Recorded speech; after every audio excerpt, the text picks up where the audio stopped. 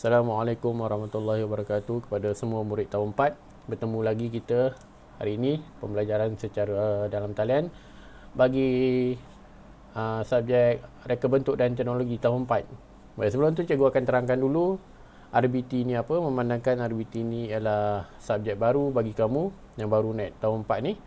Okay, RBT ni ialah reka bentuk dan teknologi. Subjek yang mengajar kamu pelbagai jenis kemahiran dari segi memasak, bertukang, elektrik, buat kerja-kerja ringkas, pelbagai mesin-mesin ringkas kita akan buat, memasak, bertukang, menjahit, berkebun dan sebagainya dalam RBT. RBT ni tahun 4, 5, 6 kita akan belajar, dan ada juga gabungan kamu akan belajar microbit. Itu akan melibatkan penggunaan komputer dan juga ICT. Tapi jangan risau, cikgu akan bimbing kamu sampai kamu boleh buat. Okey, untuk hari ini kita akan belajar unit pertama RBT. Sebelum tu, untuk RBT tahun 4 Arif, cikgu memerlukan satu buku garis satu sebagai buku nota dan juga aktiviti untuk kamu buat apa-apa perbincangan kumpulan untuk ditulis dalam tu. Okey. Okey, untuk hari ini tajuk yang pertama kita ialah unit 1 keselamatan bengkel. Kita akan belajar mengenai keselamatan dalam bengkel. Bengkel RBT di Seri Menanti, Sekolah Kebangsaan Seri Menanti, kamu selalu masuk, tapi kamu sebenarnya tak tahu yang bengkel, setiap tempat ni bengkel ke makmal ke, ada keselamatan, prosedur keselamatan, aturan-aturan yang perlu kamu patuhi. Okey. Sebelum tu, kita tengok dulu standard kandungan, standard pembelajaran dan juga hasil pembelajaran hari ini. Okey. Standard kandungan ialah 1.1 amalan keselamatan. Standard kandungan 1.1.1 menyatakan peraturan keselamatan diri, bengkel, peralatan dan bahan. Ada 4. Keselamatan diri, bengkel, peralatan dan bahan. 1.1.2 menerangkan maksud, simbol dan tanda keselamatan. Hasil pembelajaran ini ialah apa sepatutnya kamu capai selepas cikgu terangkan, buat kuis, buat nota, apa yang kamu perlu capai. Pada akhir pembelajaran, murid dapat menyatakan sekurangnya 5 daripada 6 peraturan keselamatan. 5 keselamatan bengkel, dan dapat menyatakan semula sekurangnya 4 simbol dan tanda keselamatan. Okey. Kita pergi. Okey. Sekiranya kamu menggunakan buku teks sendiri, buku teks pada hari ini rujukannya ialah buku teks halaman 1 hingga 8.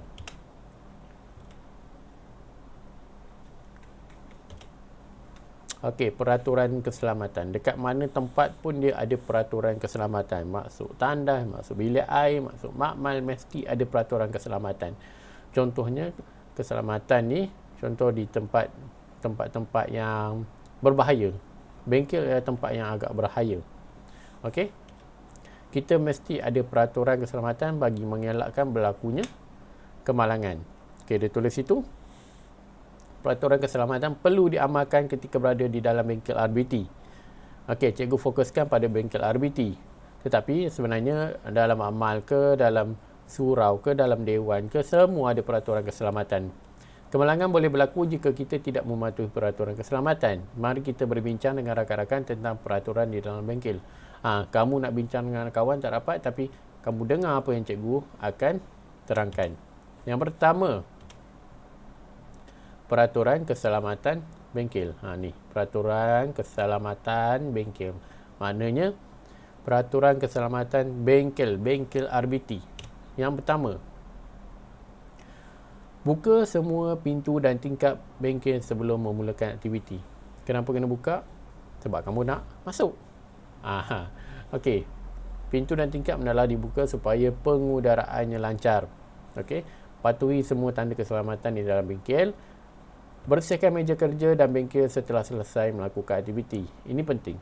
Lepas kita buat apa-apa aktiviti selepas ni, kita mesti bersihkan bengkel sebelum kita meninggalkan. Kita letakkan beg di tempat yang disediakan. Itu sebab cikgu tak benarkan beg bawa masuk ke dalam bengkel. Letak di bahagian luar bengkel. Okey. Kenapa tak boleh? Sebab cikgu nak mengelakkan berlakunya kecurian. Dalam bengkel macam-macam benda ada. pelbagai jenis projek-projek kecil-kecil yang sangat menarik perhatian kamu. Okey, gunakan alatan dan bahan setelah mendapat kebenaran guru. Cikgu kata guna, baru awak guna. Kalau tidak, jangan guna. Okey, patuhi arahan dan makluman daripada guru sebelum masuk ke dalam bengkel. Kalau cikgu dah sampai bengkel tu, tak boleh terus lari ke, berjalan ke. Berjalan tak boleh, terus masuk bengkel tak boleh. Awak kena beratur dulu dekat luar. Bila cikgu dah tengok semua dah sampai, cikgu kata okey boleh masuk, awak boleh masuk. Okey. Okey, peraturan keselamatan diri. Tadi bengkel tempat kita nak belajar ni, sekarang ni diri kita. Peraturan mesti dipatuhi untuk menjaga keselamatan diri ketika melakukan aktiviti di dalam bengkel. Pertama, pakai pakaian dan kasut yang sesuai di dalam bengkel. Mesti pakai kasut. Okey, kasut ni mesti pakai. Mengelakkan kamu terpijak paku ke, skru ke, benda-benda yang tajam. Dalam bengkel memang ada. Selalu cikgu jumpa paku yang tajam terjatuh. Okey, nombor 2, ikat atau masukkan tudung ke dalam apron. Bagi yang perempuan, bila dah pakai apron tu, tudung tu mesti kat dalam. Tudung tu tak boleh kat luar. Kenapa tak boleh? Sebab bila kita buat kerja ke apa, contohnya menggergaji, awak tunduk sedikit, tudungnya tu boleh kena gergaji tu. Tudung rosak, awak pun bahaya waktu tu. Okey. Ketiga, ikat rambut yang panjang. Bagi bukan Muslim, rambut yang panjang mesti diikat. Okey, ini contoh pakaian dia yang pertama. Bagi lelaki, kalau yang berlengan panjang, pengawas tu, awak mesti lipat lengan tu sehingga ke siku. Okey, pakai apron. Dan yang terbaru, kita kena pakai face mask, tutup kita punya mulut. Kedua, yang perempuan pun lengan dia disentingkan, dilipat-lipat naik ke atas. Yang perempuan bagi non-Muslim, rambutnya diikat. Peraturan keselamatan alatan. Yang pertama, bengkel tempat kita belajar. Kedua, diri. Ketiga, alatan. Alat ni kita guna alat tu. Pertama, bertanya dan minta tunjuk ajar guru sebelum menggunakan alatan. Kalau tak tahu guna, jangan terus guna. Tanya dulu cikgu. Cikgu, macam mana nak guna apik G ni? Apik G ni berat. Kalau jatuh, kena kaki kamu, bengkak. Okey. Berhati-hati semasa menggunakan alatan. Kena hati-hati. Laporkan alatan yang rosak atau hilang kepada guru. Jangan takut untuk laporkan alatan yang rosak. Okey. Alatan yang rosak ni bagi tahu cikgu. Kalau hilang pun bagi tahu cikgu. Bersihkan alatan selepas digunakan. Alatan mesti dibersihkan. Terutama alatan yang memerlukan selenggara. Contohnya pelayar. Pelayar selepas kita guna ni, kita perlu letakkan sedikit minyak bagi mengelakkan dia berkarat. Bila berkarat, dia akan ketat. Okey.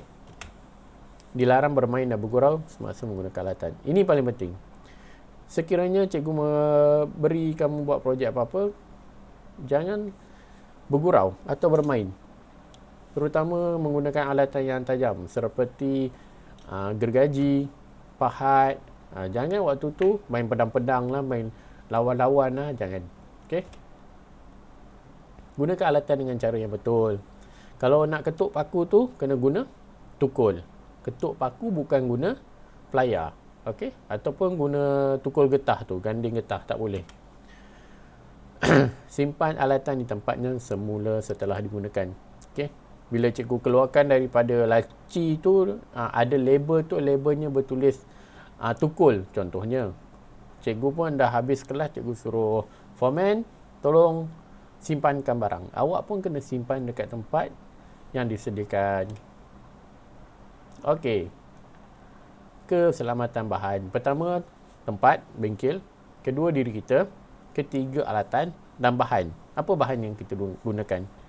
Terdapat pelbagai jenis bahan yang mudah terbakar, mudah rosak dan berbahaya. Yang berikut ialah peraturan keselamatan bahan yang perlu dipatuhi.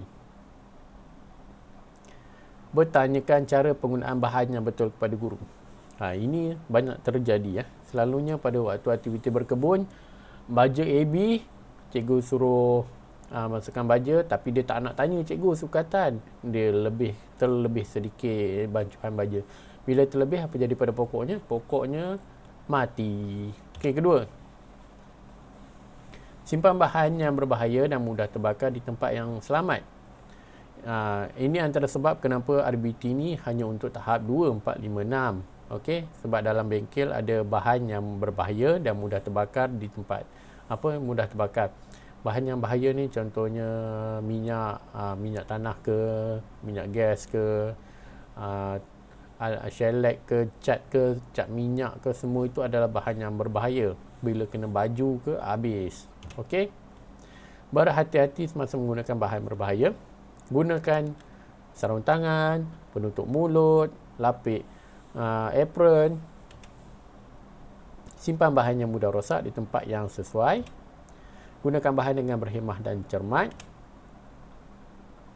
Bersihkan bahan yang tumpah di atas lantai dengan segera. Kalau tumpah minyak tu, jangan tunggu lama-lama. Bagi tahu cikgu dan cikgu akan ambil tindakan untuk kita bersih sama-sama. Okey. Fahami simbol dan tanda keselamatan. Baik, ini kita dah masuk yang lain pula. Simbol dan tanda keselamatan ini selalu ada di bengkel. Simbol dan tanda keselamatan ialah lambang, maaf ada typo ni, atau pernyataan untuk memberikan peringatan tentang bahaya yang mungkin berlaku jika kita tidak mematuhinya. Bukan saja-saja kita nak letak lambang atau pernyataan ni, supaya murid bila tengok dia tahu itu bahaya, ini bahaya, itu boleh, ini tak boleh. Okey, kita ada beberapa warna. Warna ni ialah melambangkan tempat-tempat atau keadaan sesuatu lah. Contohnya warna merah ni, merah ialah kawasan larangan ataupun pemadam api. Kuning, perhatian, amaran, waspada, potensi bahaya. Hijau, zon aman, pertolongan pertama. Hijau ialah tempat yang selamat. Biru, wajib dipatuhi. Putih ialah informasi umum. Okey, simbol dan tanda keselamatan ni, ini selalu kita tengok dalam bengkel. Utamakan keselamatan, safety first. Apa pun kerja, apa pun aktiviti yang dilakukan, keselamatan hendaklah menjadi perkara utama. Kedua, tempat berkumpul. Kalau berlaku kebakaran kita mesti tahu tempat kumpul kita kat mana. Contohnya kalau di Seri Menanti, SK Seri Menanti, tempat berkumpul kita di Padang, di sebelah bengkel kita. Okey, tanda ni, tanda orang lari ikut pintu, ialah tanda keluar. Tanda ni selalu kita jumpa. Awas, lantai, licin. Ini apa? Ini ialah tanda mudah terbakar. Jangan dekatkan bahan ini dengan sumber api. Ini pemadam api. Jagalah kebersihan dan dilarang merokok. Okey, sekian, terima kasih. Baik. Teruskan menjawab soalan kuis di pautan yang disediakan. Ni pun ada typo ni. Kuis di pautan yang disediakan. Cikgu ada berikan pautan quizzes di dalam grup WhatsApp tu. Mohon kamu untuk isi. Dan tolong gunakan nama penuh awak. Jangan letak nama glamour. Michael, Ali jadi Alice. Okey, letakkan nama penuh awak di quizzes tu. Sekiranya ada persoalan yang tak faham, boleh terus tanyakan pada cikgu melalui grup WhatsApp ataupun secara personal. Okey, kita jumpa lagi dalam pembelajaran seterusnya. Assalamualaikum warahmatullahi wabarakatuh.